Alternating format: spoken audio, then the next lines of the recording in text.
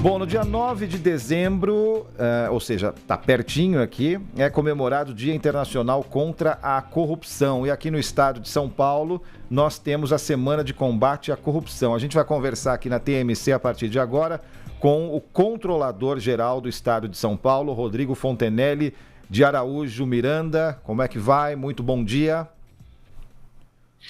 Bom dia, Felipe, ouvintes. Um prazer estar aqui para a gente falar um pouquinho sobre essa semana. Bom, é interessante a gente falar que um controlador geral, né, ele aparece no noticiário geralmente só quando alguma coisa ruim acontece e ele precisa se envolver no noticiário, né? Então, desta vez vai ser um pouquinho diferente. Mas eu queria começar falando um pouco sobre a sua função. Até porque, como eu acabei de dizer, né?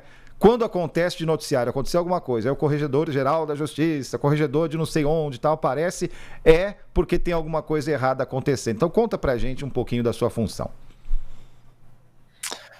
Obrigado, Felipe. Você tem razão, mas nem só de ações, né, detectivas ou de escândalos, né, vive a nossa função. A gente faz diversas ações preventivas também, né, e aí para explicar para os nossos ouvintes, a Controladoria, basicamente, ela tem a função de aprimorar a gestão pública e também combater a corrupção, e para isso a gente tem ações preventivas, detectivas e punitivas, claro, acaba sendo as mais conhecidas, né, quando a gente pune alguém, seja uma empresa, seja um servidor, mas a gente tem cada vez mais focado em ações preventivas, tratando, né, com essa questão de cultura de integridade, como a gente diz. Então é um prazer a gente poder falar um pouquinho sobre isso também aqui hoje com você. E me corrija, por favor, se eu estiver errado, mas aqui em São Paulo, né, o plano anticorrupção começa em 2023, se eu não estou enganado. Então a gente está chegando aí há quase 3 anos de existência desse plano, né? Ao longo desse tempo, o que já se pôde melhorar nesse tipo de procedimento aqui no estado de São Paulo? O que se pôde descobrir acerca disso? Exatamente, Felipe. O plano começa, né, com o governador Tarcísio ali em maio de 2023, e o plano nada mais é do que um consolidado de diversas ações das mais diferentes temáticas que a gente tem e que estão sob a responsabilidade da CGE, né? Então tem ações relacionadas à auditoria, à transparência, né, muito importante ali para toda a população, integridade, correição, dentre outras, né? A gente avançou bastante, foram pensadas naquele momento, lá em maio de 2023, 80 ações, depois foram incorporadas outras ações, então hoje a gente tem um plano com 118 ações, sendo que 89 delas já foram concluídas. Vou te dar alguns exemplos, um que é bem relacionado aí com todos os ouvintes, com toda a população, a plataforma Fala SP, né, que nada mais é do que um canal único para que o cidadão possa se manifestar e que dessa forma o Estado consiga, né, ouvir esse cidadão por meio de denúncias, manifestações, reclamações, buscar uma informação que porventura ele não encontre num site institucional ou num portal de transparência, né, que a gente chama de Lei de Acesso à Informação. Tudo isso foi consolidado nessa plataforma Fala SP, que hoje já conta com quase 500 mil manifestações nesses últimos 2 anos e pouco. Tá?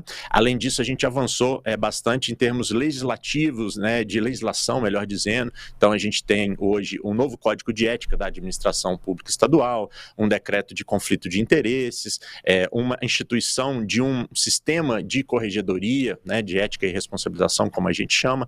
Então, a gente vem avançando bastante nisso, mas a gente costuma dizer que o plano é um plano vivo. Então, a gente vai incorporando novas ações, porque novas iniciativas, né, elas vão sendo bem-vindas aí para que a gente consiga implementar.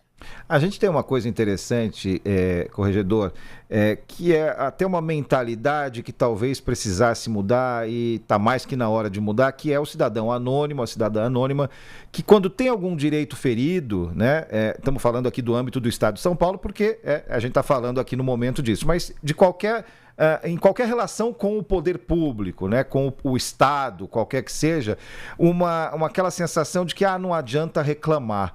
Isso mudou em São Paulo com esse plano? Isso é um problema a ser combatido ainda? Como é que está essa questão? Felipe, eu até agradeço a sua pergunta, porque isso sim, isso mudou, principalmente, né, com essa criação da CGE, que é um órgão bem recente, mas principalmente com a plataforma que eu falei. E dentro disso, a gente fez uma pesquisa, e você tem razão, né, não apenas o servidor, mas a população em geral tinha ou não sabia como fazer esse tipo de denúncia, ou tinha medo, né, de fazer essa denúncia. E a gente instituiu, né, inclusive um decreto de proteção ao denunciante. Então, hoje a denúncia ela pode ser feita, inclusive, de forma anônima, né?